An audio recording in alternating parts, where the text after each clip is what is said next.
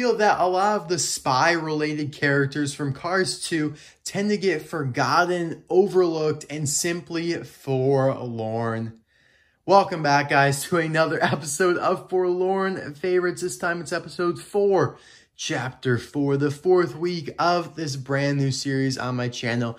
I'm very excited to bring to you guys today Rod, Torque, Redline, one of the most forlorn characters, in my opinion, from Cars 2, and especially the espionage elements of that movie. Like I said, a lot of those characters tend to get forgotten and stepped on.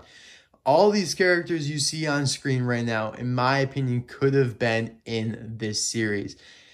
Graham, Professor Z, Acer, Leland Turbo, and even the most popular two, Finn and Holly, they tend to get overlooked. And it's just very upsetting because I do think that Cars 2, although wasn't, a racing-focused movie, it wasn't what most people expected and wanted it to be. It was still a very fun movie, and it opened up the horizons of the Cars universe, and I'm grateful for that. It brought a lot of new things, a lot of new potential into it. And so I chose Rod Redline, especially over Leland Turbo. He was my next choice, but Rod Redline is so much more iconic in the movie. He has a much bigger part, and it's very upsetting that unfortunately, he did not make it to the end of the movie. But yeah, guys, we're going to get right into it. Obviously, Rod, Torque, Redline, the American spy, was first seen on the oil rig. Yes, that is him in the disguise right there. I didn't actually realize this for a while until I was probably about, I don't know, maybe 3 or 4 years after the movie came out. I actually realized that gremlin is Rod, Torque, Redline in disguise. I always thought it was just, another random gremlin.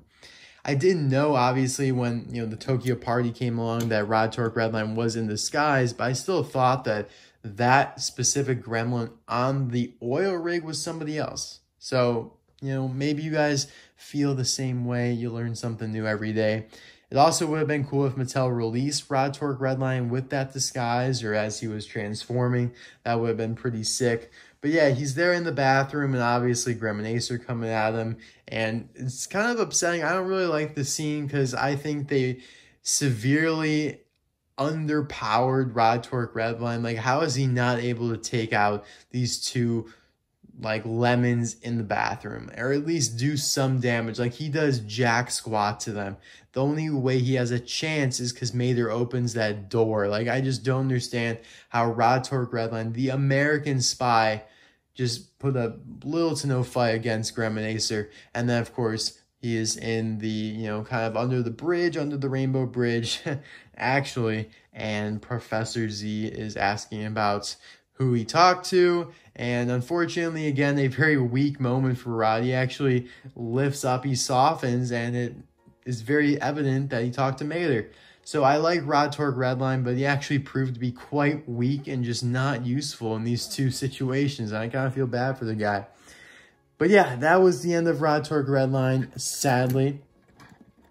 As for his releases, he was released very early on in the Cars 2 line. He was available on day 1. That Cars 2 stuff was available in stores way back in 2011, May of that year. And also, there were 2 variations of him available on day 1. The damaged version was available in a 2-pack with Grem, which is pretty remarkable, actually, that 2 of him were available off the bat. And then he was really never released again. Yeah. That was it. He was included in some multi-packs, I believe. But Rod, Torque, Redline is one of the least released characters ever relative to how much screen time he had. If you guys think about it, I do believe that if you were to take a ratio to screen time to amount of releases every character had, Rod, Torque, Redline would be at the bottom of that list. Like Jackson Storm, his screen time to releases is probably off balance. Like, he has too many releases. If you take, for example, Francesco Bernoulli releases the screen time, he's probably pretty balanced. But if you take Rod, Torque, Redline, he's got a lot of screen time to about a handful of releases. And I find that pretty insane. Now, as for the releases themselves here, I never was a big fan of these side view mirrors. They stick out very far. They're obviously plastic pieces, and they just look a little strange. I feel like they weren't able to kind of peg that down too well, but the expression is pretty nice, and I think it is kind of accurate to the movie. He's got a mouth plate there, even though it is pretty subtle, where he's got these two silver dots, a little light there, the grill. Now, I do believe I heard that he's a mixture of like a Dodge Challenger and a Ford Mustang. And they pulled that off pretty well. He's a nice American muscle car. You can see right here, he's got this little G4DXR or DKR logo. I don't know what that really means, but obviously it's fictional. He's got this little elevated intake right here that's beveled. Little door handle, obviously the black stripe. Makes him look more like a muscle car. The rims are very accurate to the movie. I like them a lot. Just reminds me of when the spoke turns into a gun, which would have been another cool release if they ever decided to do that, but they probably would just call him Rod Torque Redline with weapon or something. They don't really like to call it a gun too much, which is understandable. And then here on the back, you can see Michigan M1911A1. Not entirely sure what that license plate stands for, what the text really means. I know Bruce Willis, I think, voiced him, or maybe I'm wrong. But I don't think that is his birthday or anything like that. And obviously, very clearly, you can see that Michigan is the white text above it, which is pretty cool that they actually called out a state that is not carified like they do with the Carolinas. They call them like Carolinas, and then you have like Tex Oil or something like that, or, you know, all sorts of cool stuff. California. I don't even know all of the ones. Oh, I wish I could remember. Illinois, I think. But yeah, Michigan's just straight up Michigan. The exhaust pipes are pretty nice. Again, reminiscent of in the movie when they pump out. You know, you could actually really see them in the movie because of when he's on the platform and getting the camera pointed at him. This thing. But yeah, I don't know if the reason they don't release this guy anymore is because he actually did die in the movie. And I feel like that's just kind of a bad look. Because they do try and be super kid-friendly nowadays, super family-friendly. They don't release anything in a damaged state. They try and avoid calling anything damaged or wrecked or crashed. I do feel like that might have something to do with it, but I will wait for the day for them to re-release him. Now, obviously, this damaged version came before, you know, all that controversy when they started using off that. But it is a different color. It's a little much darker blue. A little much, that makes sense.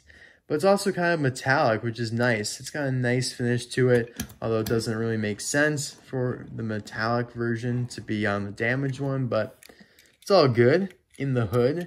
But seriously, what is in the hood? The hood is so, like, scrunched up here. It looks like something's inside of it, but we just know it's dented because from when Gremanacer hit him right here, and you can see kind of the marks of when the paint is scratching off. The expression is pretty nice. He obviously looks like he's in distress. He's got a few other scratches right here. This side view mirror is droopy, which is a nice touch, whereas the other one's just completely knocked off. You can see the little divot or the indentation of where it was. It's also kind of dented here in the back, which is nice. This right taillight's pretty jacked up, and his license plate's fallen off, which is a nice touch for sure. You can even see it like coming off of the body there. That's really cool. Another scratch. The roof's also a little bendy and dented. So obviously he took a beating, unfortunately. It's tough to see. It's like even tough to talk about. You know, you're saying, yeah, you got beat by Gremanacer. Like, it's kind of tough to talk about that kind of stuff. So yeah, we're going to get off that subject. That sore subject. Now, they were going to release a Rod Torque Redline with the boots, because when he was on that platform, he had two boots like this. This is a custom by 4-Wheel Drive 7. He added this one boot right here. He theoretically should have two, one on each side, but just to give you an idea of what it would look like. So yeah, that was going to be a 2012 or so release, because he was shown at the 2011 Comic-Con. San Diego Comic-Con, that is. And unfortunately, it was one of the cancellations that occurred. One of the first ever cancellations for Cars 2, actually. A lot of unique things happened to Rod Torque Redline. And you know what? You know what, guys? Give me 1 second. I I have the Cars Encyclopedia right here, and it actually shows Rod Torque Redline in it with the boot, as if he didn't get canceled. And it's like, bro, you trying to tease us? Like, what are you doing to us? You're showing us something that was canceled. Here it is right here. They got a whole page for Rod Torque Redline, and above it, this is the normal version. Obviously, that's the damaged version, which I was just showing you. That came in the 2-pack. And then here's damaged Rod Torque Redline with boot. And you can see it's got a nice different expression. Some of them did get leaked out, by the way, so maybe I'll try and get it someday. I would love to. But yeah, he's got the boot right there. And they make it seem like it got released. I think they did that a couple times in the book, maybe. But that was the most notable one to me. So yeah, guys, that is all for Forlorn Favorites episode 4. I really hope you enjoyed it. This one was a lot of fun for me to record just because of how unique and iconic this character is.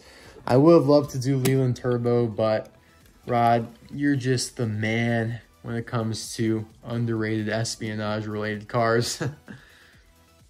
But yeah, guys, let me know who's your favorite spy in the comment section below. Is it Finn McMissile? Is it Holly Shiftwell?